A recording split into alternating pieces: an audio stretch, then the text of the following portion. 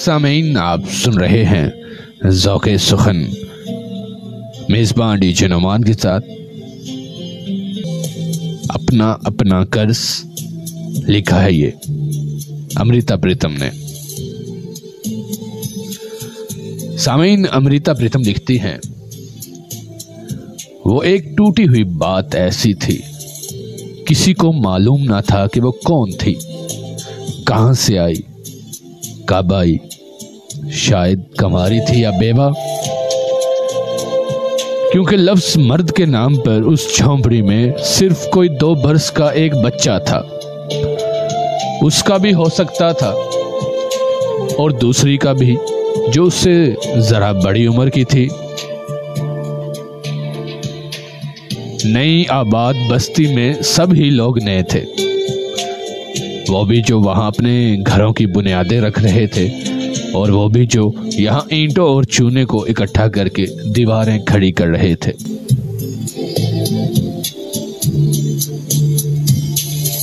मालूम नहीं पेट्रोल के नीचे बनी उसकी चाय की झोंपड़ी पेड़ों की उम्र के बराबर थी या खुदी हुई बुनियादों की उम्र की।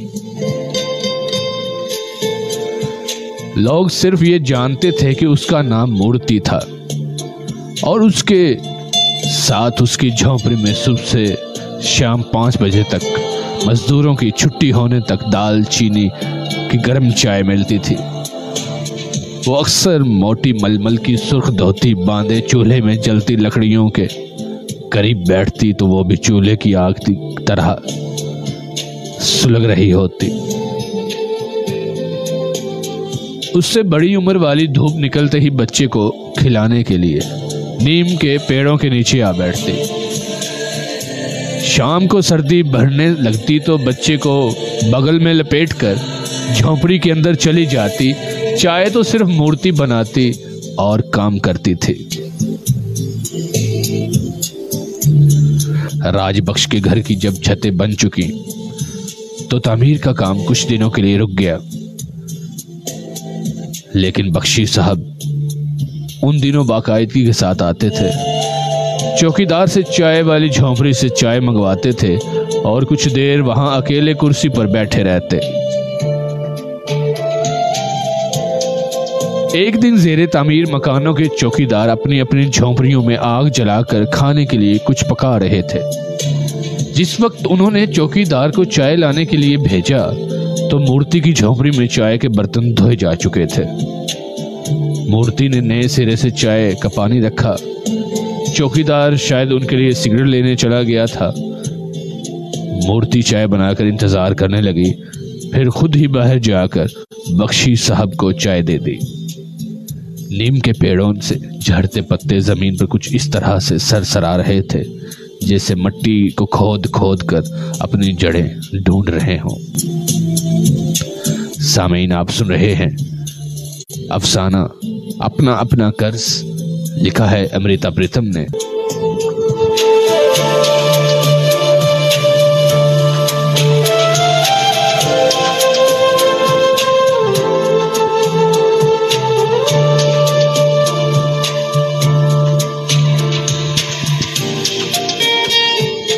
सामीन, राजबख्शी ने चाय की प्याली पकड़ते हुए मूर्ति की तरफ देखा, लेकिन फिर नजरें एक तरफ हटा लीं। तब भी उसकी आंखों में उतरकर वो अब तक मूर्ति के चेहरे पर लरस रहा था। वो चाय पी रहे थे।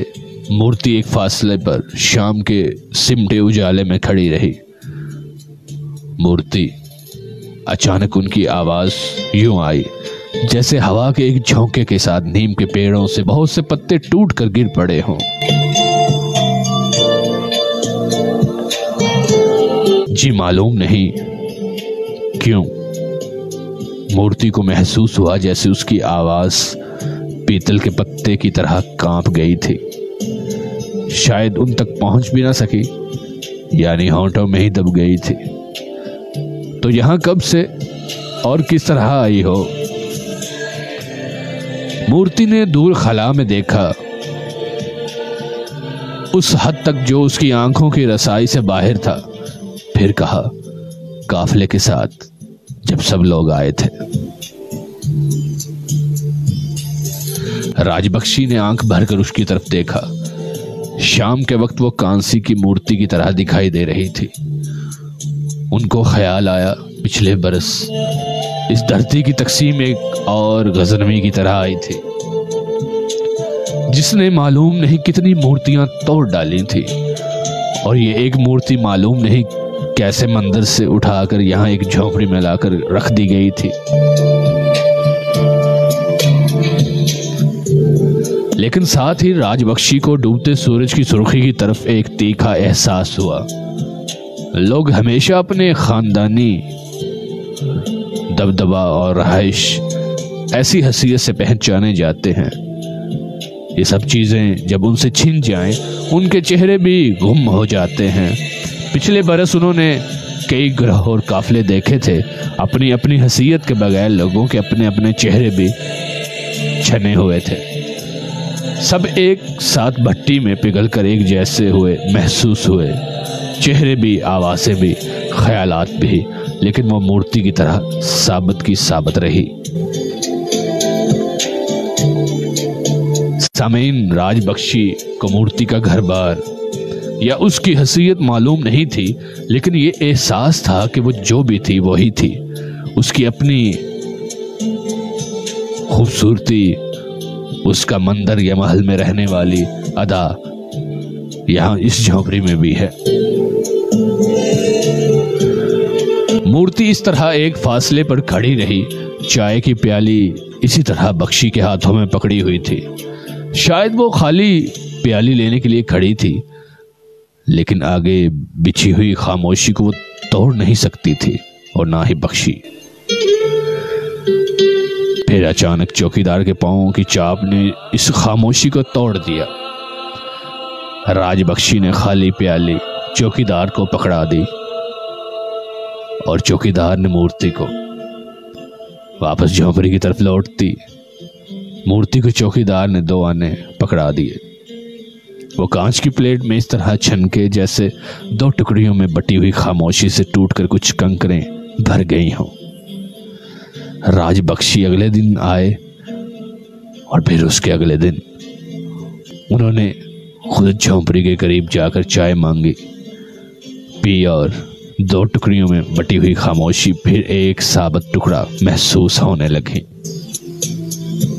सामीन, कुछ आवाजें ऐसी होती हैं जो खामोशी के बदन में उतरकर रगों की तरफ चलती हैं, और उनके साथ खामोशी बड़ी जीती जागती महसूस होती है।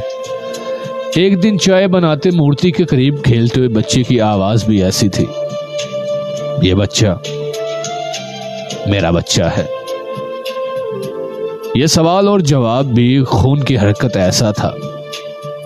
सर्द खामोशी कुछ सुलगते रंगों में ऐसे जच गई कि वो राजबख्शी ने अंदर झोंपड़ी में बैठी हुई औरत की तरफ देखा। जवाब में मूर्ति ने पहले बच्चे से कहा, जाओ अंदर अपनी माँ के पास। फिर बख्शी साहब को कहा, वो मेरे बच्चे की माँ है।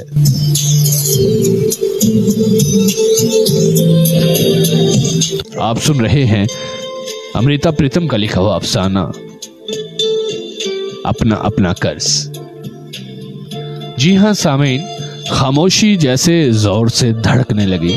अगले दिन राजबख्शी के कानों में मूर्ति की आवाज पत्तों की साएं साएं की तरह चलती रही।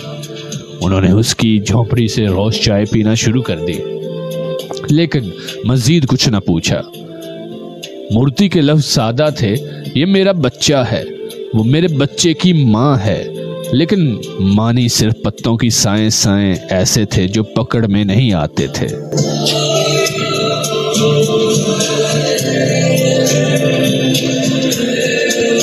ये नई नई बस्ती कदीम शहर से 8 मील दूर थी। उसके करीब अभी कोई मंडी या बाजार नहीं बना था। शहर से उस बस्ती तक सिर्फ एक बस चलती थी, लेकिन तमाम दिन में शायद 3 बार ये बस खो जाए तो 8 मील का सफर पैदल था। चलने की सिवा कोई चारा न था। जी हां सामीन, उस राह पर एक दिन राजबख्शी ने शहर से बस्ती की तरफ आते हुए मूर्ति को देख लिया। मूर्ति ने दोनों हाथों में कुछ गठरियां उठा रखी थी। राजबख्शी ने अपनी गाड़ी रोक ली। बस 2 मिनट का फर्क पड़ गया था कि बस छूट गई। मूर्ति ने गाड़ी में गठरियों और पोटलियों को रखते हुए कहा, चाय की पत्ती, चीनी और कुछ जरूरी सौदा सल्फ लेने शहर जाना पड़ता है। राजबख्शी ने गाड़ी पहले से दूसरे से तीसरे गियर में डालते हुए आहिस्ता से कहा, बहुत मेहनत करनी पड़ती है। शाम को सामीन चलती हुई हवा की तरह मूर्ति हंस पड़ी। कुछ कहा नहीं। मूर्ति, तेरे बच्चे का बाप कहाँ है? राजबख्श के मुंह से ये फिक्रा निकला तो कुछ गलत सा भी लगा। फिर इस फिक्रे को कुछ दुरुस्त करते हुए उसने कहा, तेरा खावन वहां फसादात के दिनों में, हाँ राजबख्शी, फसादात के दिनों में फसादियों ने मार डाला था। अगली खामोशी में फिर उस दिन वाली मूर्ति के लफ्ज राजबख्शी के कानों में साएं साएं करने लगे। कुछ देर बाद वो कहने लगे, लोग अजीब बातें करते रहते हैं। मेरी बातें? मूर्ति ने पूछा, लेकिन आवाज में फिक्र ऐसा कुछ भी नहीं था सामीन। और वो दूसरी औरत, उसका नाम रुकनी है, वो मेरी रुकी बहन है। वो बच्चा उसका है। हाँ, तेरा नहीं, मेरा भी। राजबख्शी हंस पड़े। ज्यादा किसका है? ज्यादा उसी का है। मूर्ति भी थोड़ा सा हंस दी। राजबख्शी लम्हे की खामोशी के बाद गंभीर लहजे में कहने लगे, असल में तुम्हारे दोनों में एक को औरत होना चाहिए था, एक को मर्द। हाँ, लेकिन तुम्हारी जगह ये ख्याल खुदा को आना चाहिए था। मूर्ति का जवाब पाकर राजबख्शी ने थोड़ा सा चौंक कर मूर्ति की तरफ देखा, फिर कहने लगे, तुम्हें मालूम है लोग क्या कहते हैं? क्या? एक दिन मेरे ठेकेदार का मुंशी किसी को बता रहा था क्या कि तुझे दोबारा ब्याह करने में कोई तरद्दुद नहीं। अगर ऐसा है तो राजबख्शी ने उसको कुछ कहना चाहा, लेकिन इससे आगे कुछ न कह सके। मूर्ति ने कहा, लोग ठीक कहते हैं। मैंने ही कहा था कि अगर मेरे खावन की दोनों के साथ शादी करे तो मैं कर सकती हूं। अजीब शर्त है। नहीं, अजीब नहीं। मूर्ति सामने खाली सड़क की तरफ देखती रही, फिर कहने लगी, साहब, अभी आपने कहा था ना कि हम दोनों में, रुक्की और मुझ में, एक औरत होना चाहिए था और एक को मर्द। ये आपने सच्ची बात कही थी। मुझे रुक्की ऐसा मर्द चाहिए था।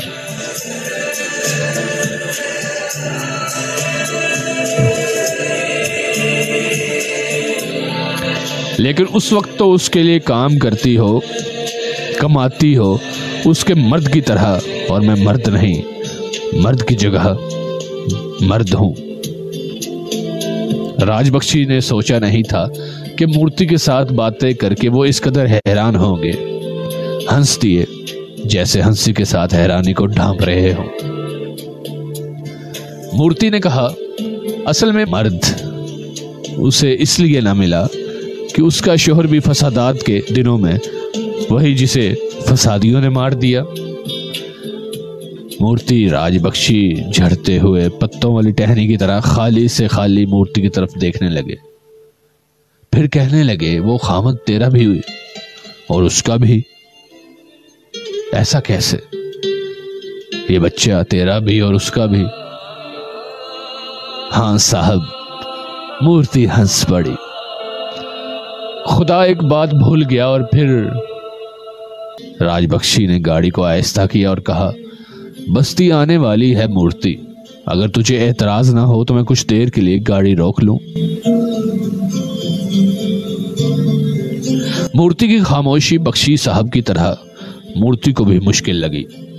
कहने लगी, हाँ साहब, मैंने सुना है आप अच्छे आदमी हैं। और क्या सुना है? राजबख्शी गाड़ी को रोकते हुए पूछने लगे। और वो ये कि आपका कोई बच्चा नहीं, बच्चे की मां भी नहीं। राजबख्शी हंस दिए। हाँ, कोई भी नहीं। कहां से सुना था वैसे तुमने? आपके ठेकेदार और चौकीदार सब मुझसे चाय पीने आते हैं, वो ये बातें करते हैं, वो ये बातें भी करते हैं। सिर्फ उस दिन कर रहे थे जिस दिन आपके घर की बुनियादें रखी गई थी। आपने उस दिन ना शगन किया, ना मोतीचूर लड्डू बांटे। सब लोग आपकी इज्जत करते हैं, वो सोचते हैं आप अकेले हैं इसलिए आपको मकान बनाने की कोई खुशी नहीं। राजबख्शी बहुत देर तक खामोश रहे। महसूस हुआ उनमें और मूर्ति में बातें करने वाली सड़क टूट गई थी। लेकिन ये सड़क शायद वो नहीं जो राजबख्शी की अपनी जिंदगी की तरफ रुख मोड़ती थी। वो ऊपर से लौटकर दूसरी तरफ देखने लगे जो मूर्ति की तरफ जाती थी। कहने लगे, अच्छा मूर्ति, वो दूसरी औरत रुकी मर्द नहीं थी।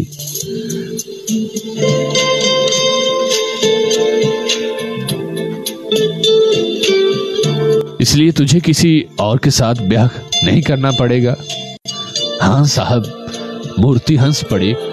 उसकी मेरी किस्मत एक जैसी थी, इसलिए हमारा ब्याह भी एक मर्द के साथ हुआ और हमारा बच्चा भी एक ही है।